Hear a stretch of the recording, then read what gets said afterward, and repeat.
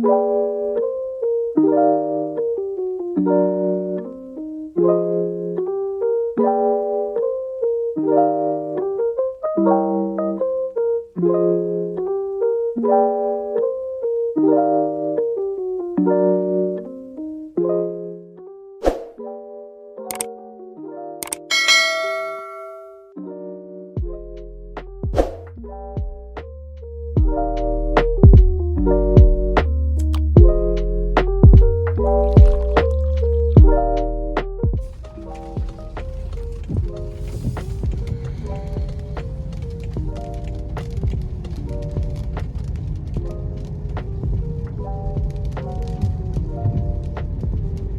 up, YouTube? Welcome to my channel. I'm Anthony TV. Look, do me a favor, guys. If you're new to the channel, hit that subscribe button for me, man. Like this video and drop a comment if you got a comment. You already know I appreciate your support. Listen, if you're watching the channel for the first time, I appreciate you for tuning in to the channel. All right, you could be watching any other channel right now, but you're watching mine, so I appreciate it. Listen, guys, check this out. You see the title of today's video, going LTL, right? So I know I have quite a few subscribers that watch the channel. You guys are already in LTL. That's what you do every day. And for those of you that may not know what LTL means, it basically just means less than truckload. So when you guys are on the highways and you're seeing all these different companies shuttling the smaller trailers, typically your 28-foot trailers, down the highway, they're more than likely LTL drivers, particularly if they work for companies like Estes, FedEx, YRC Freight, ABF, Old Dominion, companies like that, right? A lot of these guys do LTL. Mainly their job just consists of dropping hook, right? Making a set, dropping a set. That's pretty much all they do all day. That's pretty much their job in a nutshell. Traveling a ton of miles, if you're lucky, usually going from terminal to terminal. Like I said, picking up trailers and dropping them off, just dropping hook. So if you've been following the channel, you guys know recently I obtained some additional endorsements on my license. I've had my hazmat endorsement for a long time, but I acquired my doubles and triples endorsement and also my tanker endorsement. And the reason why I did that, like I mentioned in previous videos, was just to give me more opportunities in trucking, doing other things outside of what I'm doing now, right? You guys know I'm in the food service game right now. I've been doing food service for over 3 years. So with having those additional endorsements on my license, if I wanted to dive into some other things like LTL, like being a fuel hauler, right, I can do those things now. So that had me thinking about LTL, man. I got those endorsements for a reason, right? So don't let this video make you believe that I'm opposed to doing LTL, because that's not necessarily the case. However, I do have my concerns when it comes to LTL. And that's what we're gonna dive into today's video about. So I'm also subscribed to some other YouTubers out there that happen to be in LTL and they have their own trucking channels, right? So one of my main concerns about LTL that I hear a lot from LTL drivers is not having enough freight and not having consistent runs, right? So, for example, I'm following a guy right now. He has a YouTube channel. He's in LTL. He's been doing LTL for quite some time. So I'm not gonna mention the company he's worked for. He worked for one company in the past. Now he's working for a new company. But one of the reasons that he left this old company was, he mentioned first it was the equipment, right? The company didn't have the best equipment. Another reason he left the company was the shift that he was working. It was nights. So now he's with this new company, right? He's with this new company. He says he likes it. Now, keep in mind, he's a new driver with the new company, obviously. So one of the things that's going on with the new company, number one, you have to work the dock, right, for a period of time. And that's another thing. You guys that want to get into LTL, make sure you really do your research on these companies, because some companies, you may have to do some dock work before you actually get behind the wheel of the truck and start shuttling trailers, right? And start actually doing the job that you applied for, which is LTL. You may have to work the dock depending on what company you go to. And working the dock really just consists of you loading and unloading trailers, from what I've heard, all right, with a forklift.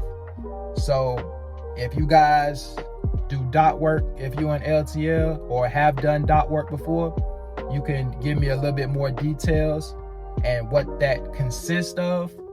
But from my understanding, it's basically loading and unloading trailers with a forklift, all right? So that could be your job as a new LTL driver getting into the game, all right? Because a lot of it is seniority based, seniority driven. So the guys with the most seniority, obviously they're gonna have the best routes, the best runs. So if you're new in the game, you're gonna be, you gotta work your way up. It is what it is. And that's pretty much how it goes with most trucking companies. You just don't start out with the best routes or the best runs. You typically have to work your way up the ladder. But anyway, back to what I was saying. So if you go to a company, just make sure you do your research, because if you're not willing to do dock work, or that's not something that, you want to do, certain companies you may not want to apply to if you don't want to do dock work. Anyway, the company that he's working for right now, I've heard him say in several videos where he's been called sometimes to not come to work because it's just not enough freight, right? So they're not busy right now, they're slow. And when there's no freight to move, they really don't have runs, particularly for the guys that's just getting into the game, right? They really don't have runs for those drivers. So he's been called up a few times saying, look, don't come in to work, we don't need you. Basically do the slow freight, you know what I mean? Or there are other times where he said they've called him up and like, look, you can work the dock today, but we don't really have no runs for you, but you can come in and work the dock. There have been times where he said they gave him the option to come in and work the dock, or basically not work at all, and he chose to not work at all, right? So there have been weeks where he only worked 2 days out the week, 1 day out the week, like I said, due to slow freight. And so one of the things he mentioned, being one of the newer drivers, you got all of these people above you already in terms of seniority.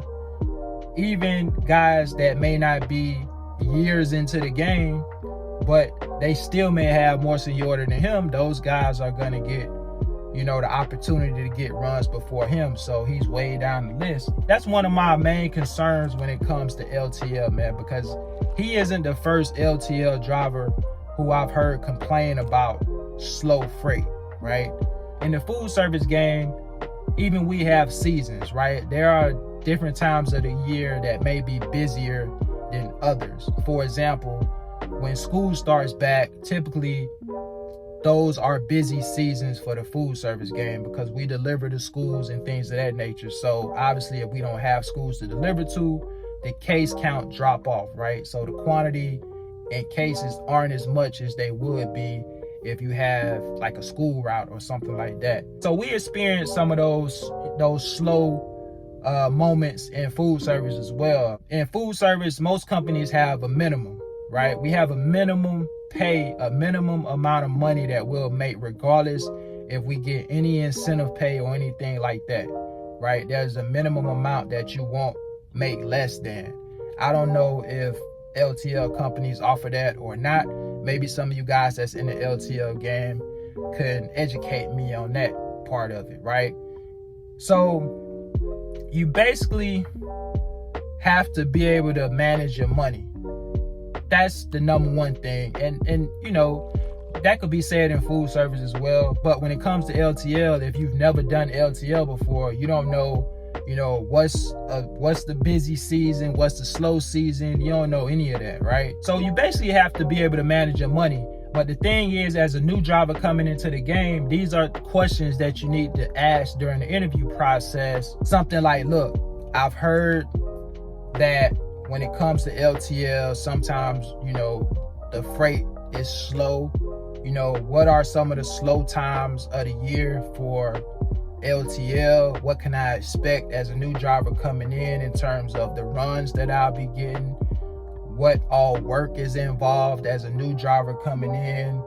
Will I have to work the dock for a period of time? Questions like that are definitely some of the questions you want to ask during the interview process, because those questions would definitely be my concerns when it comes to LTL. I know there's money to be made in LTL. I hear a lot of guys out there talking about how much money they're making in LTL. But again, man, the slow freight and just consistent work is basically my main concern when it comes to LTL. So all you LTL guys out there, let me know, man, how you feel about LTL. Let me know about the consistent work.